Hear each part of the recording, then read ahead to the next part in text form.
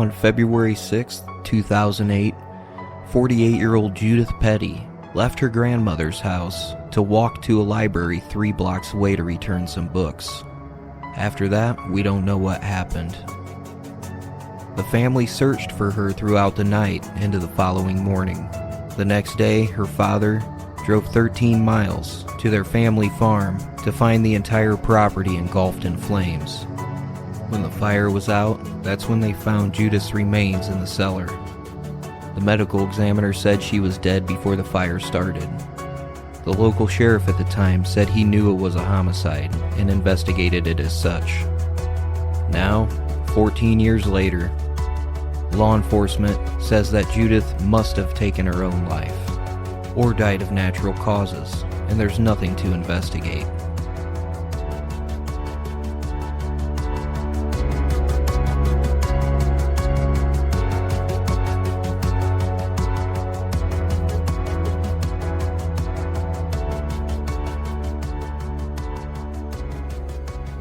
We got our newly expanded AMU investigative team here, 4 of us online, and George and I got so many case submissions over the summer, and many of them from family members of victims.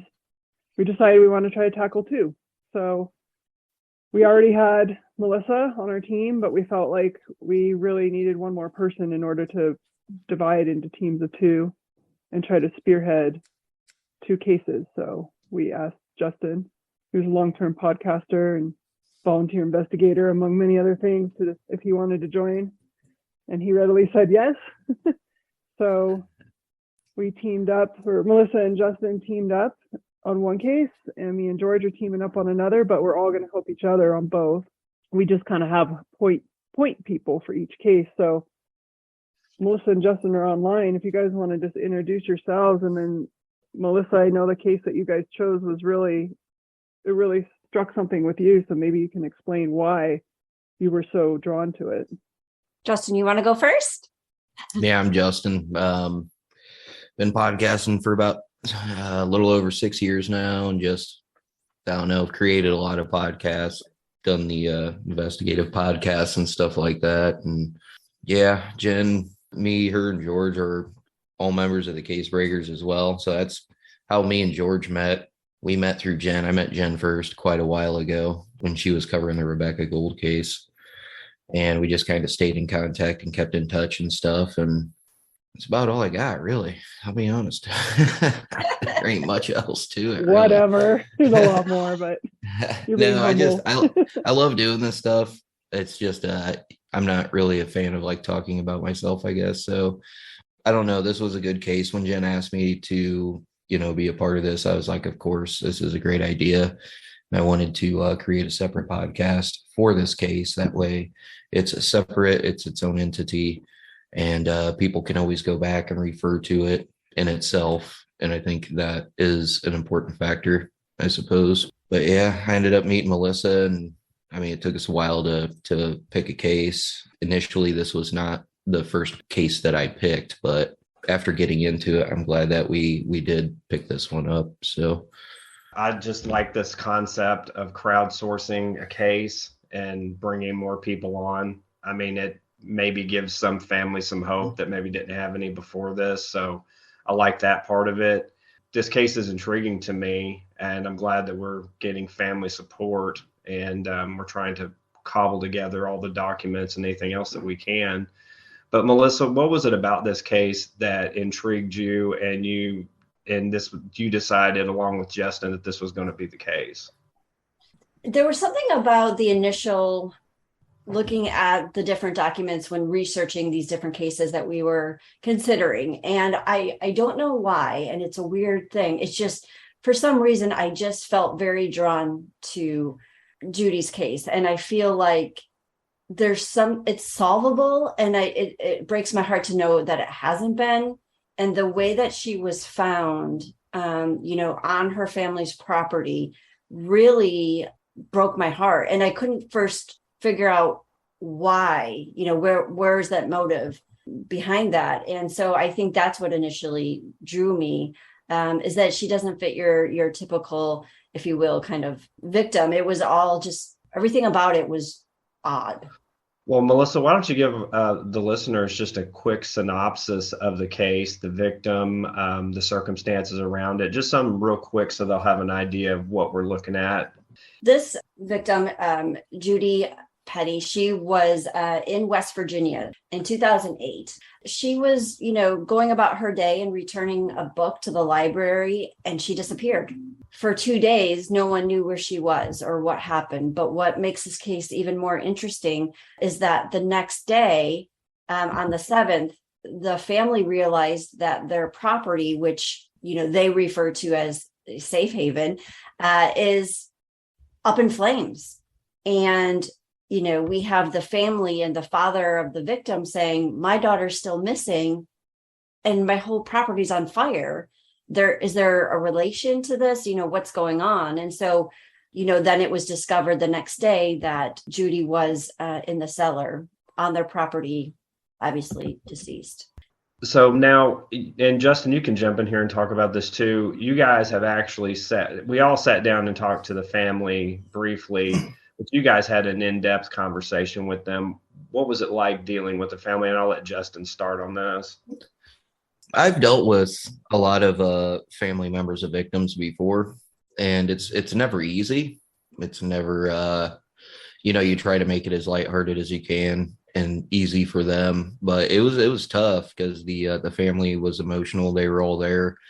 But I explained to him, like during the interview, it's hard to talk about, but the information is extremely informative.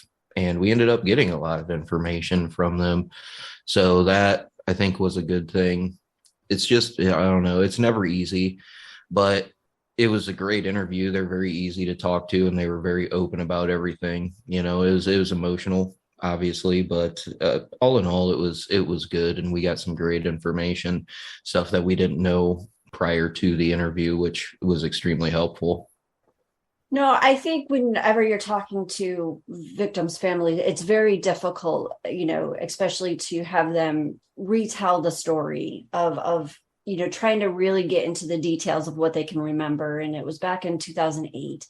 And I think, for me, we have two older parents who, are not in the best of health overall, and they're still fighting for justice. And our goal is to, get as much as we can from them while we can, because it still lives there in their memory, and they're, ultimately wanting justice. And it breaks your heart to know that they've been waiting so long, and yet how much time do we have?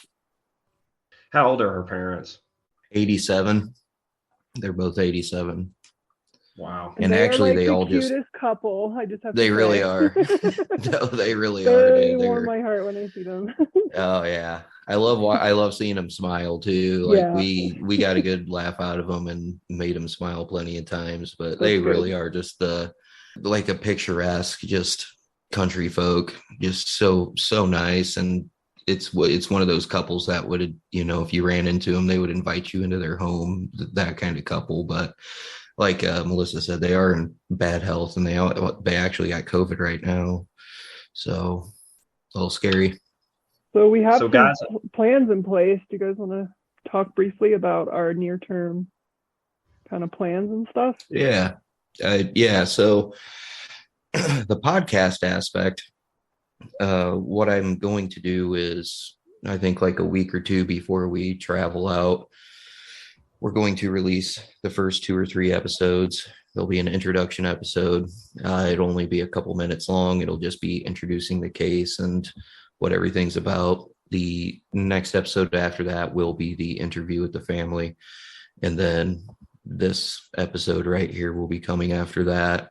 From then on, we're going to just kind of follow the investigation. There's going to be an episode just about the timeline and the evidence that was found.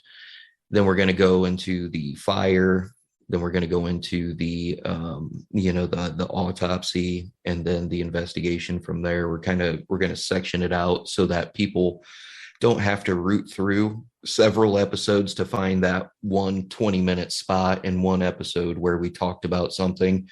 They have that one episode where all that information is right there, and they can just easily go back and revisit it.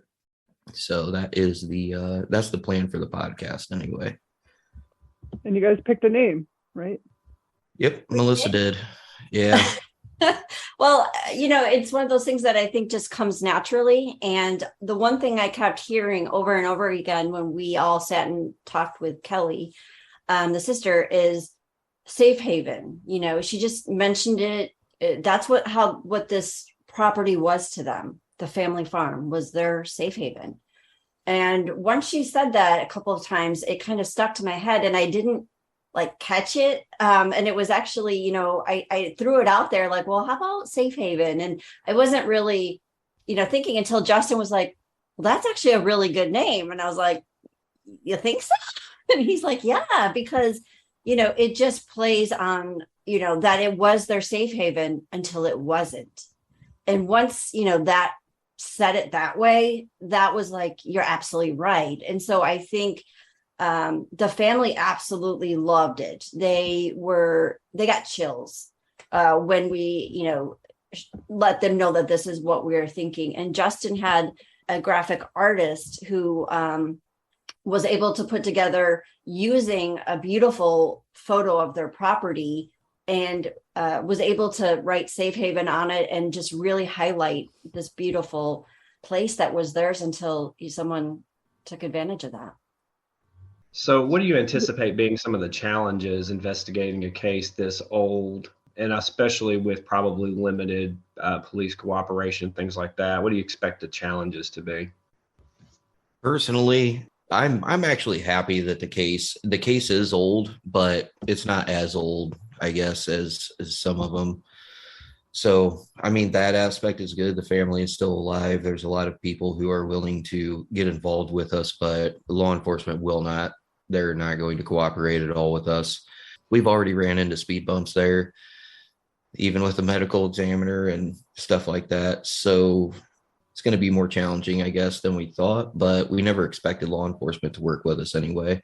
They don't even work with the family. Why would they work with us, So I don't know. I guess basically calling them out publicly when we start collecting all the information. Hopefully that doesn't create more challenges. Some of the legalities I am questionable about, and what we say and how we go about saying it. We have to be very careful not to call somebody a suspect, until technically they would have been a suspect. It's going to be tough. It's not going to be easy at all. But I guess some of the legalities and the fact that so far there's no authorities that are going to work with us in any fashion, way, shape, or form. So those are definitely going to be some of the challenges that I personally see coming. Yeah. I mean, I would echo that. In this case, we're going to get, the investigation wasn't done, really top notch. So it was 2008. And so when you look at this and you're going, how can you adequately, what is their exposure to, a murder that's happened with a property fire, and investigate it the way it should be? I don't feel like it was done based on all the information we've gathered so far. There was a lot of mistakes that happened, to the point that even the family got the wrong remains back. So that's a huge screw up right there. And hey, Melissa, can I back you up on a little bit? Explain that, because that is a very interesting story. The remains? Yes. Yeah. So unfortunately, the family, this is what's so crazy about this. The family didn't even know that the remains that they got back were the wrong remains until they heard about it on the news. Nobody called them. Wow. Nobody told them. They found out from a news broadcast that there was this mix-up. And, Mrs. Petty calls and says, please don't tell me that I had the wrong remain. Like, this isn't Judy. And they said, yeah, sorry, we'll send somebody out. So the actual ME went out and apologized and explained that, yes, in fact, they did get the remains of two girls who died in a fire, which is very odd as well, not that far away. So they had to go back and make it right with the family and get Judy's actual remains. So it took even longer. So number one, they still don't know who killed their daughter. Number two, their whole property is gone. Then number three, they have the wrong remains. They find out about it on the news. And yet the only thing they hear when they go to sit down with the prosecuting attorney, the fire department, and the police is, are you looking to sue us? Is this what this is about? They were more worried about being sued because their investigation was crap. And yet they got the wrong remains. And Mrs. Petty, bless her heart, was like, no. I mean, they have every right to sue them. They probably still have a good case. But they're like, we just want to know what happened to our daughter. And I think that's why this case hasn't been solved, is because there's so many things that they did wrong that they just want to bury it. But those things can be repaired. I mean, just because they had gaps in their investigation doesn't mean that we can't start all over again, basically, and fill some of those gaps for them. And even if they won't cooperate with us or work with us, they can't not take tips. I mean, that would be egregious. You know, if we're sending them legitimate information that can help them solve a case and they're saying, don't send that to us or something, I mean, I don't think they're going to do that, but they've got to at least accept the information we send at a minimum. So yeah, we will, you know, obviously we'll make contact with the department and find out where do we send tips to. And there's at least that. So yeah, I think just standard basic, you know, crime scene things, like they didn't even secure the site once they found her remains. So there's a lot of things that happened on site that you're going, well, why wasn't this stuff done? And I think the one thing that really bothers the family is the response that they've gotten from the sheriff when they talk to him. Tell us about what the sheriff's point of view is. The local law enforcement, they said it's their opinion that she took her own life. And for a 250-pound, 48-year-old diabetic woman to supposedly want to walk 13 miles to her family property, which is their, you know, safe place, their safe haven, and go down into a cellar that she was afraid of because of snakes and set herself on fire.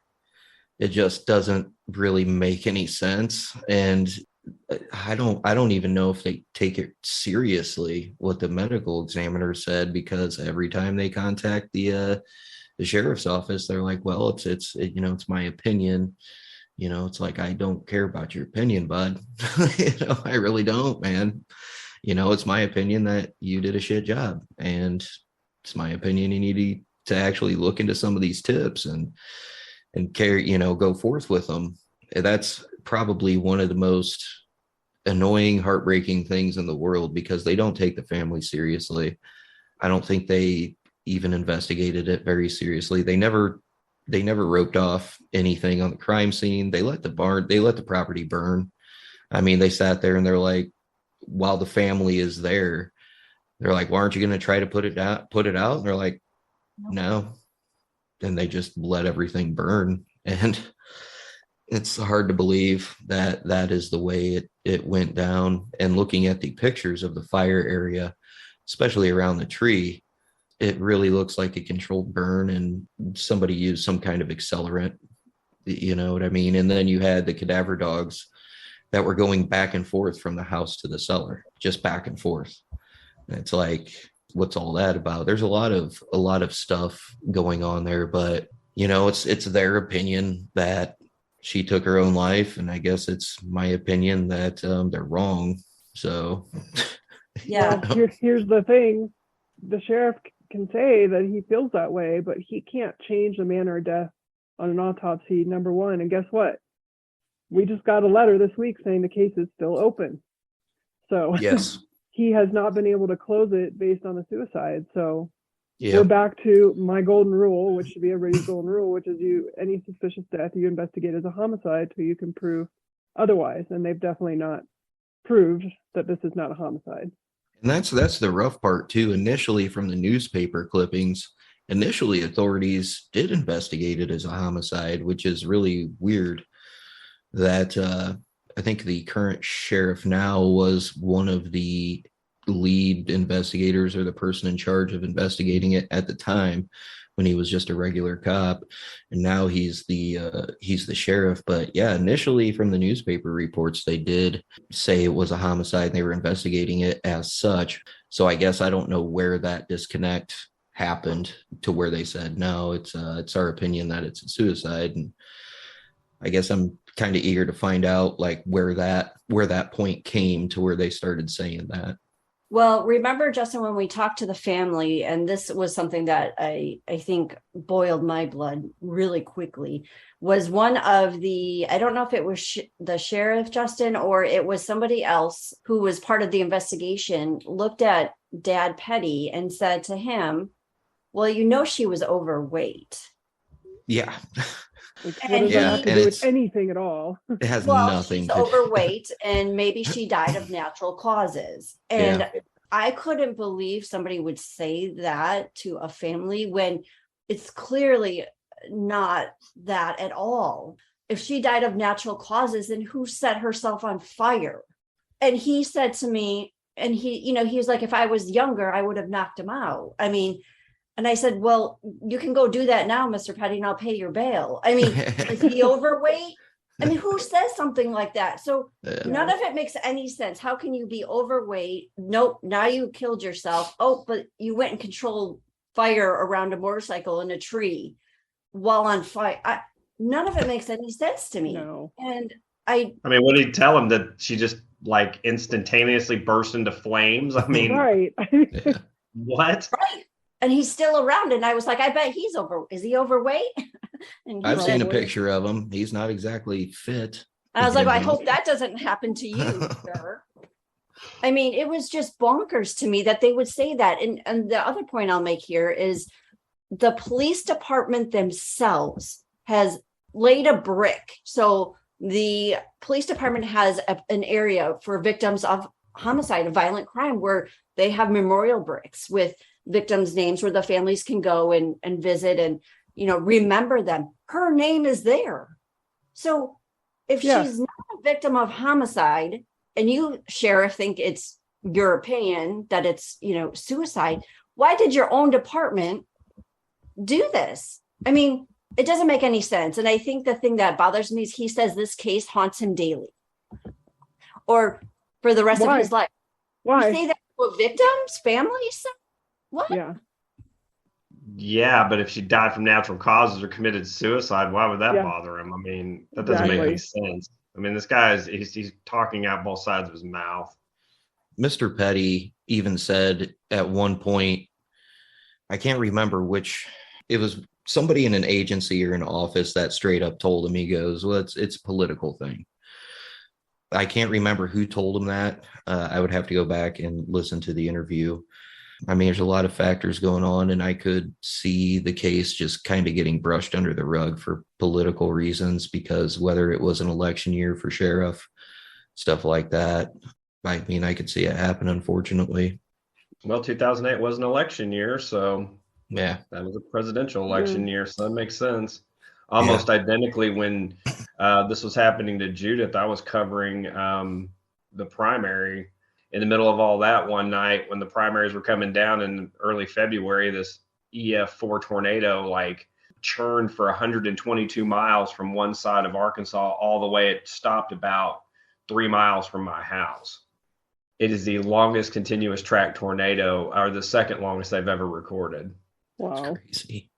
I imagine there's an aspect of this case too where they know that they didn't investigate it properly, and they don't want those oversights exposed. But here's the thing, like the public, if a department is willing to just accept their mistakes and try to rectify them, and they solve the case, like the public is going to renew faith on the side of the public. And the local area, like everybody in that local area except the killer, is going to be really happy with the department. It's going to restore some faith in them. And so ultimately, admitting a few mistakes and then moving on and learning from them and trying to fix them is going to do much better for the department than just trying, like George said, brush it under the rug because they don't want their mistakes exposed.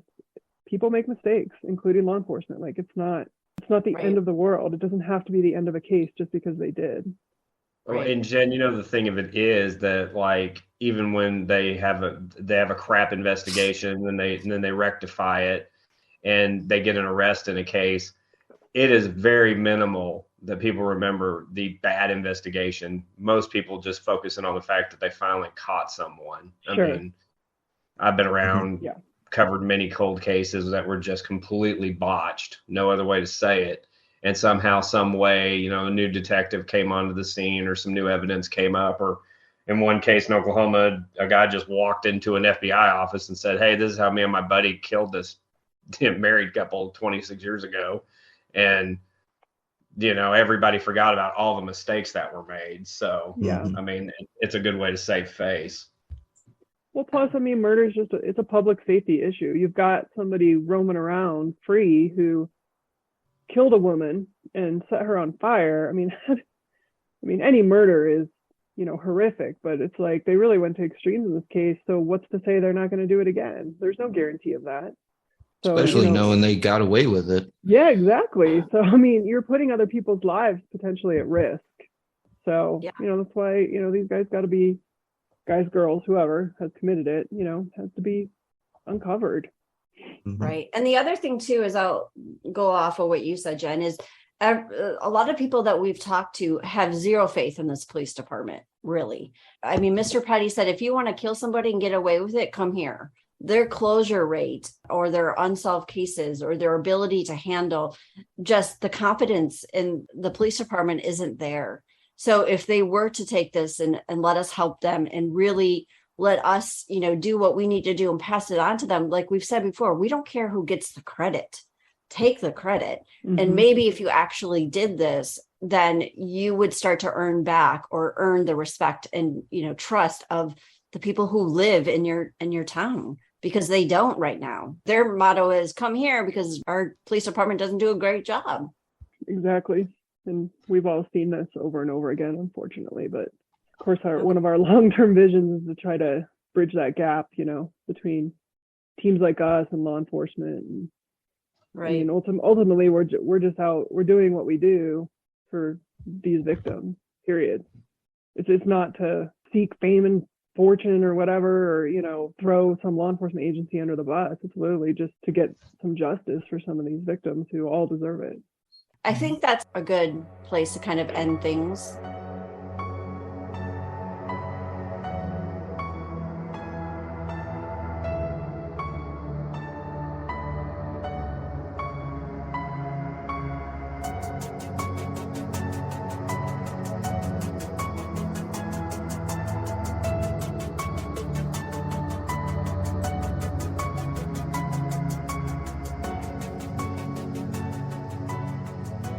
So the impression I got when we got there was you can tell it's a smaller community. A lot of people know a lot of other people, but it's also a big enough community to where there were a lot of people when we went to the bar to talk to the locals that night. There were a lot of people who didn't know Judy. We told them the situation and they gave us their suspicions. And there were a lot of people who didn't remember that case. They remembered a couple other different cases that happened in Parkersburg, but for the most part, everybody seemed really nice and was interested to hear what we had to say. I don't know. I thought it was it was an advantage being able to go there. And as we all know, that was one of the factors in picking the cases was location, because, it's only 5 hours away from me. And obviously you guys had to fly in, but I don't know. I thought it was good. It was nice to be able to sit down with the family and ask them direct questions. To an extent, that was rough. I know it was rough on the family. And, from what we understand, it was rough on them after we left as well for a while. But I think those were the advantages. We got to see everything, meet people, talk to just random people in the community. And, we went to Chris Newell's house and he sat right on his porch and talked with us as well. His name has always been thrown around in this case. Being able to sit down and just talk to the guy, I thought there was an advantage there. So I don't know, that was one of my big takeaways. For me, it's always putting myself in the victim's shoes and like tracing, their last movements, which is hard to do in this case. But one of the theories is that she was dropped off at the family farm and then hiked the third of the mile up their driveway to the house. And we did that during the daylight, but I realized at night, even though she's very familiar with that terrain, at night it would have been completely pitch black. I'm like, how would she have made it up there without tripping or spraining an ankle? Or that was something that occurred to me. And then, we all drove the route between where she was last seen alive at her house and the library and then to the family farm. And it just seemed, it's really inconceivable to me that somebody could walk that road and survive. So that, because it's so narrow and hilly with so many blind corners, there's no street lights, and she would have been on it a majority of the time during the dark. Yeah. Like, I just can't fathom it. It's so unsafe. Melissa and I debated walking it or some of it. We're like, nope, it's not even during the day. Is it safe? No, I wouldn't walk that road. I don't know how she could make that walk very far without getting hit by a car. Yeah. And especially without, I doubt she had a flashlight. So how would she see? The moon was nothing on the night she disappeared. So that was a big one for me. But of course, that just leads to more questions. Absolutely does. I don't know that it answers anything, but it was still for me, that's one of the huge values of going there in person is what did the victim have to experience? I'm along the same thought process as you. It's so important to be there. And one of the biggest takeaways was that driveway. There's one thing to look at it and another thing to actually hike that thing. And it is extremely long and just unsteady. And it's a long hike up there, but the cellar was so small to me. I thought it was going to be a little bit bigger, very much smaller. And when you actually put yourself where she was found, when you look around, none of it makes any kind of sense. And, the cellar was closer to the house than I had thought it would be originally.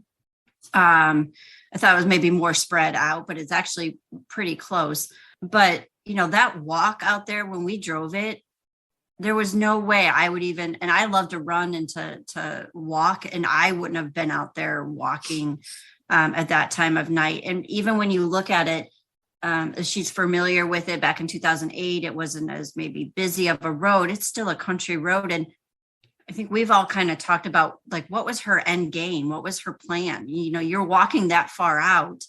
And we're looking at maybe 2.5 hours of a walk to, even get to a certain point where there's sightings of her. From there, where are you going to go? She had no cell phone that we know of. She's already 2.5 hours away, and she has to know her family's worried about her. And I think the biggest, thing for me was getting to know her family and her, Judy, as a person. She would never want to worry her family like that. They're a very close family. Judy is loved by everybody in her family, and, the grandkids, everybody love Aunt Judy. And so I just don't see that she would take off and not have a plan of coming back or letting them know she's okay. So for being there, it's a very small town, as we, experience, and everybody knows kind of everybody. But a lot of people don't remember this case, but there's a lot of unsolved murders in Parkersburg that we've heard. There's a lot of political mess that we've heard. So, it's trying to separate those things from the facts of Judy's case and understanding that the people we talk to are really upset with how things are handled there, that there's so many unsolved murders. That's the first thing we heard all the time was they're not confident. It was a good trip though. And again, huge thanks to the Petty family. They invited us into their home, and they're just super nice and good to meet. And it was a productive weekend. I couldn't be there as long as you guys could, but the meetings with the police department and the news and everything like that, I think really, really helped to give us a big push right out of the gate. Yeah. And, the Petty family, like you said, they opened up. I've never eaten so well on a trip before. They had us at their house and they cooked us breakfast, lunch, and dinner. It's like, what's next? Yeah. They were so welcoming to us and, able to share such a heartbreaking time in their life. And still, after we left, I checked in on how they were doing, because as we all know, mom and dad Patty are not in the best health, and we're all very concerned about them. And they are having a very hard time because they're very happy of what we're doing and thankful and blessed and, love us. And they tell us that. But we're also asking them to, remember such a hard time and all the years that they've been asking for help and haven't gotten anything. Yeah. And so I checked on them, and they were, one day Patty was very upset and crying. And, later it would be, mom, and they're okay. But it's just this heartbreak that they just don't know if they're ever going to find answers before it's their time. And that's heartbreaking. Yeah, that's one tough aspect of doing what we do is we are forced to basically re-traumatize the victim's family, which sucks. But there's no other way to get the information we need, without some help from the family. And it's a hard balance, but I hope that they'll continue to have their faith in us, because I strongly believe, this case is solvable. Somebody in that town knows. Oh, absolutely. Firsthand. Everybody knows everybody. They all gossip, they all talk. And whoever did this said something about it. So we'll find that person, or that person can come to us. And I think, like we explained to Chief Dean at the police department, we have a big advantage because we're not law enforcement. We don't carry badges and guns. We're not intimidating. And we're also not intertwined in that local clique and gossip circle that the town has. We're outside. So there's a lot more people who are going to be comfortable coming to us with information and tips. And that's already happening on a pretty big scale. Yeah. Obviously we don't out anybody or nothing like that, but we really appreciate all the people that have trusted us so far with that information, because it's going to be very pertinent.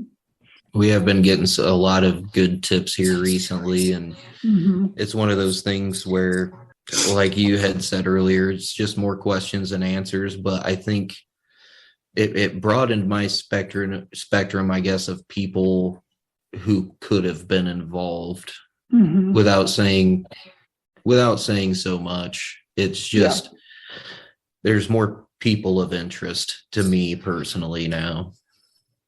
I totally agree with that.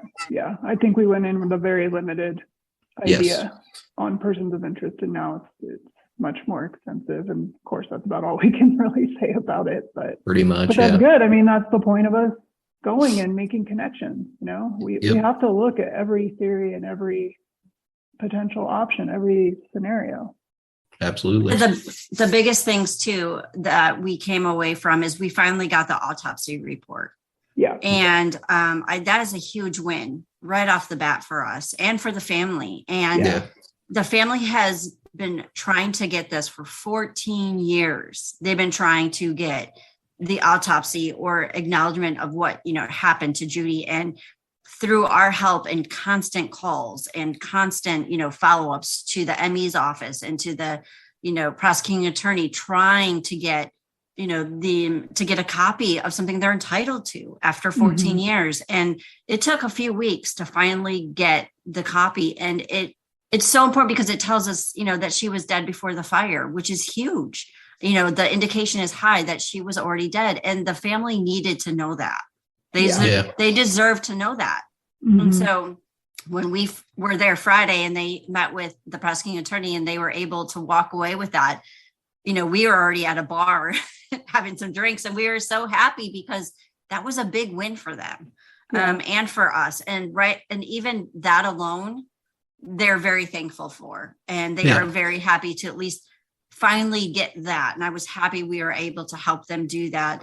And it wasn't easy. They still had to leave and follow up because people were not calling them back. They were getting runarounds. They were getting, you need to talk to this person and this person. And, it took a lot to finally get a meeting with the prosecuting attorney, and mom, dad, and, family showed up, and, they can barely walk nor breathe. And they made themselves go in. I think that people need to know that they are just as active as anybody. I know that there was comments that they looked really happy on that, day. Yeah. And it was a good day for them. They had hope, they had feelings, and, they were happy someone was caring, and they can barely walk, breathe, get out of the house. And they were able to do this. And that is what they're happy. Kudos to them for that. And I think people need to know they're still looking for answers. They have a banner outside their house. They're not trying to not find out what happened. And the autopsy, it was great that we got it, but it pissed me off. Like, why have you guys hidden this for all these years? Yeah. There's not a lot. There are some important details in there, but it's not that critical. It's like, well, the killer knows that she was dead before the fire. So that's not like some detail they need to keep secret. And that's my frustration with these agencies. Like, they just want full control for why, just because they can. I mean, I'm so glad that we got it, but at the same time, I'm like, this is what you've been holding back for 14 years. Wow. Yeah. Wow. 13 pages. That's it. Yeah. And that's with the toxicology and the autopsy. Yeah, the biggest takeaway from that report, like Melissa said, is that the CO2 level in Judy's liver was extremely low, which means she did not inhale, she did not inhale smoke, which means she was dead before the fire was started. So this is a homicide, and that's how it needs to be treated. Yeah. And it even says right there in the report, like towards the end, we strongly suggest this case be investigated because it is extremely suspicious. Yeah. So, getting that info was good. Not to be, on what do you call it? I can't think straight, but, one of my sayings I say all the time, the golden rule is you treat a suspicious death as a homicide till you can prove it's not. And that has not been done. So that's what we're here to do. A lot of weird stuff going on. A lot of miscommunication, apparently, or no communication.